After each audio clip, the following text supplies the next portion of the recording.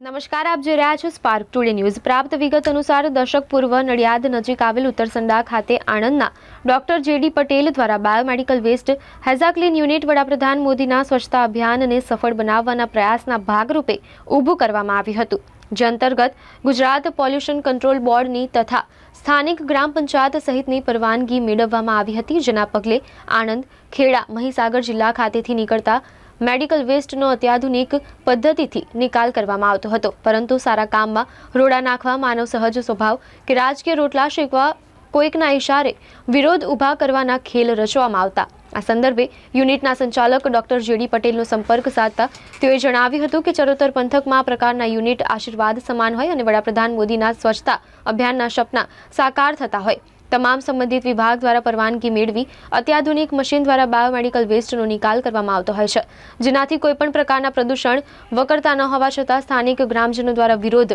રાજકીય રોટલા શેકવાના ખેલથી કોઈકના ઇશારે યુનિટ પર વિરોધ ઊભા કરવામાં આવી રહ્યાના આક્ષેપ કરી યુનિટ પૂર્ણતઃ નીતિ નિયમોના અમલ સાથે કાર્યરત તથા સ્વચ્છતા અભિયાનને સફળ બનાવવાના પ્રયાસનો ભાગ હોય ગ્રામજનો દ્વારા કરવામાં આવતા વિરોધ પાછળ દુખે પેટ કૂટે માથુંની સ્થિતિ હોવાની આશંકા વ્યક્ત કરી હતી।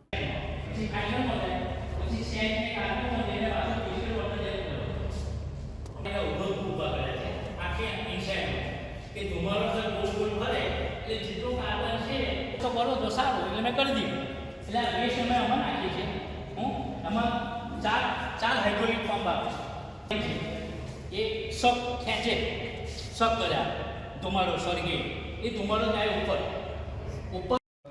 આપ દ્વારા બોલાવવામાં આવી છે। શું કારણ રહ્યું આજની કોન્ફરન્સ કરવામાં?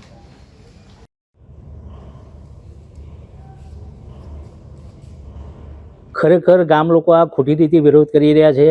મેં 2 દિવસ પહેલાં જ બધા વિડીયો જોયા કે ભાઈ આ ગેરકાયદેસર ખોટી રીતે હું યુનિટ ચલાવી રહ્યો છું। ખરેખર આ યુનિટ ગેરકાયદેસર આ રીતે ખોટી રીતે ચાલી જ ના શકે। જેપીસીબીના નોર્મ્સ ક્લિયરન્સ જે આપ્યા હોય એ કોમ્પ્લાયન્સ હું સોલ્વ કરું તો જ મને પરમિશન આપી શકે, અને મને જેપીસીબીએ મારું ક્લોઝર પણ હટાવી દીધું છે, ઓથોરાઇઝેશન પણ આપ્યું છે, અને મારું યુનિટ અત્યારે ફૂલ ફ્લેજ ચાલુ છે, એમાં કોઈ એ છે નહીં। બીજું કે ગામના સરપંચ ઈશિત પટેલ જે જેપીસીબીમાં જઈને પેપર બતાવે છે કે ભાઈ આ ક્લોઝરનું કાગળ છે, આ સોસાયટી નજીક છે, તો એ વ્યક્તિ એવું એ પેપર કેમ નથી બતાવતા કે જે તે ટાઈમે આ ફેક્ટરી પર હુમલો કર્યો હતો તે વખતે પહેલું જ નામ એમનું હતું ફરિયાદીમાં, અને કોર્ટ સમક્ષ એમને સમાધાન પૂછીશ લખીને આપી હતી કે ભાઈ આ યુનિટથી મને કોઈ વાંધો વિરોધ નથી, અમે ક્યારેય વિરોધ નહીં કરીએ, તમારા સ્ટાફને હેરાનગતિ નહીં કરીએ। એ પેપર મારી પાસે છે, જજ સાહેબના સહી સિક્કા સાથેનું નોટરાઇઝ છે, બરાબર? તો પછી એ પેપર કેમ ન બતાવતા કે ભાઈ અમે સમાધાન પૂછીશ કરેલી છે આ રીતે?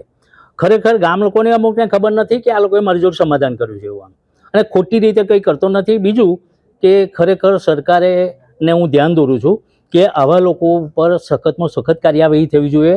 આ એક યુનિટ સફાઈ અભિયાનનું, મોદી સાહેબના સફાઈ અભિયાનમાં કામ કરે છે, અને આપણા લોકલાડીલા પ્રાઇમ મિનિસ્ટર છે એમને આ યુનિટ અમારું બહુ સારો ભાગ ભજવે છે સફાઈ યુનિટનો, કે જે હેઝાર્ડસ વસ્તુ છે એનો અમે નાશ કરીએ છીએ, અને એમાં જો આવી વ્યક્તિઓ રોડા નાખતી હોય તો ભાઈ સફાઈ ક્યાં ગઈ? આમ આ તો ક્લીન ગુજરાત ગ્રીન ગુજરાત છે આખું। આમ મોદી સાહેબનું એક સપનું છે કે ભાઈ આખું ક્લીન ગુજરાત ને ગ્રીન ગુજરાત હું બનાવી દઉં આખું, એ રીતે કર્યું છે, બરાબર? અને એમાં જો આવા યુનિટમાં એ લોકો રોડા નાખે તો બહુ ખરાબ વસ્તુ કહેવાય। એટલે સરકારે ના, મારું ક્લોઝર ઉઠાવી લીધું છે। ક્લોઝર તો 2 વર્ષ પહેલાં ઉઠાવી દીધું છે, પણ અત્યારે મારું જે ઓથોરાઇઝેશન નહોતું, ઓથોરાઇઝેશન એટલે કે હું નવી હોસ્પિટલ કે ડૉક્ટર મેમ્બર ના બનાવી શકું, ત્યાંની હોસ્પિટલનો વેસ્ટ હું કલેક્ટ ના કરી શકું ઓફિશિયલી, એ મને ઓથોરાઇઝેશન આપી દીધું છે એ લોકોએ, અને મારું રિવોક પણ એ લોકોએ આપી દીધું છે। એટલે હું કાયદેસર ઓફિશિયલી દરેક હોસ્પિટલમાંથી વેસ્ટ ઉપાડી શકું, અને એનું અહીંયા મારું હું પ્રોસિજર કરી ને એનો હું નાશ કરી શકું। અને મારે ત્યાં જાપાન ટેકનોલોજી સાથેના ઇન્સ્ટ્રુમેન્ટ છે બધા। અત્યારે તમે જુઓ છો, તમે ખુલ્લા માસ્ક વગર અહીંયા ઊભા છો, કોઈ સ્મેલ આવતી નથી મારા યુનિટમાં, એટલું મેં એડવાન્સ ટેકનોલોજીથી મારું યુનિટ મેં બનાવ્યું। અને ગ્રીન ઝોન માટે 15 થી 20 હજાર નીલગિરીના પ્લાન કર્યા છે કે અહીંયા તમે આવો તો ખબર પડે કે ના ભાઈ ગ્રીન ઝોન છે સાથે। આમ તમને મને બસ 10 દિવસ પહેલાં જ એ લોકોએ મને ઓથોરાઇઝેશન આપ્યું છે, અને મને ડાઉટ હજુ કે અમને ખબર પડશે એટલે ઉહાપો કરશે જ આ લોકો, અને સેમ જ થયું। બાકી હું અત્યારે મીડિયા કોન્ફરન્સ બોલાવવાનો નહોતો કે ભાઈ આપણે આપી ગયું છે તો આપણે કામ કરો, પણ આ લોકો ખોટી રીતે લોકોને ગેરમાર્ગે દોરી રહ્યા છે. એટલા માટે મારે બોલાવવું પડ્યું છે કે તમે લોકોને ખબર પડે કે શું હકીકત છે, આમ કે આ લોકો શું કરવા માગે છે અને શું થઈ રહ્યું છે.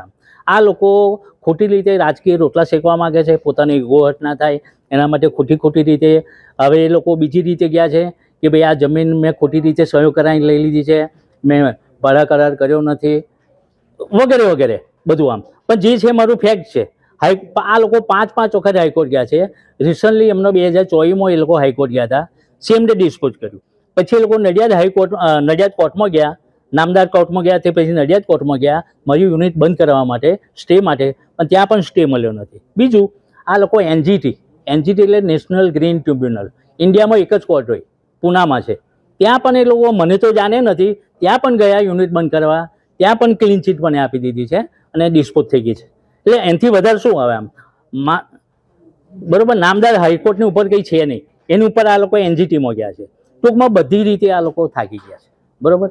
એટલે આમાં કોઈ મેલમેક નથી. મારું યુનિટ કાયદેસર ચાલુ છે, જીપીસીબીના નોર્મ્સ પ્રમાણે જ ચાલુ છે અને જ્યારે જીપીસીબી આવશે તે વખતે અમે નોર્મ્સ અમે મેન્ટેન કરીશું. એ જે સજેશન આપશે એ અમે અપ કરીશું, અમને અપ કરવા તૈયાર છે. અમારો કોઈ એવો ઇન્ટેન્સ નથી કે આમ લોકો જો સંબંધ બગાડવાના કે અમારે યુનિટથી કોઈની તબિયત કે હેલ્થ ઉપર અસર પડે, એવો કોઈ અમારો ઇન્ટેન્સ નથી. આ એક સેવાનું કામ છે. આ જે કામ જે કોઈ નથી કરી રહ્યું હેઝારિયસ, આ કે આમાં જે આ હેઝારિયસ વસ્તુ છે એમાં કામ કરનારા માણસોનો સારો એવો ખતરો હોય છે. બીજું, એઝ એ ડૉક્ટર તરીકે હું અહીંયા બેસું છું, બપોર પછી અહીંયા આવું છું, મને મારી પોતાની હેલ્થની પડેલી હોય. જો મારા હેલ્થને કંઈ થતું ના હોય તો ગામ લોકોના હેલ્થનો કઈ સવાલ આવ્યો આમ. એટલે ટૂંકમાં ક્લીન ચીટ છે, ઓફિશિયલી છે. જે સામેવાળા બધા ગેરમાર્ગે દોરી રહ્યા છે, હું ગામ લોકોને સલાહ આપું છું ને બીજા લોકોને કે ભાઈ એમના માર્ગે જતા નહીં. અને જ્યારે કંઈ પેપર જોવું હશે હું અહીંયા છું, મને કહેજો, હું જે પેપર જોયું હું બતાવી દઈશ.